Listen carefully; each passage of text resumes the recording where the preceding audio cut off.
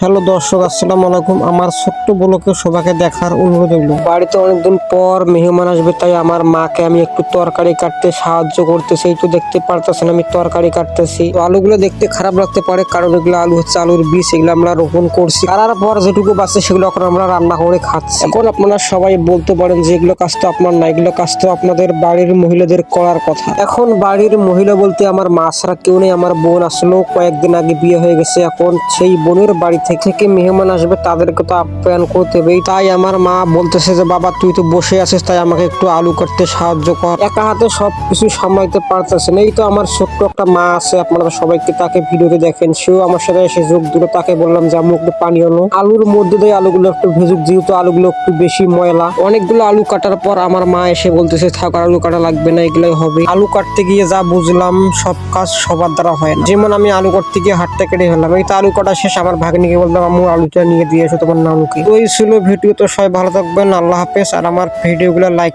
Comment share করে দিবেন।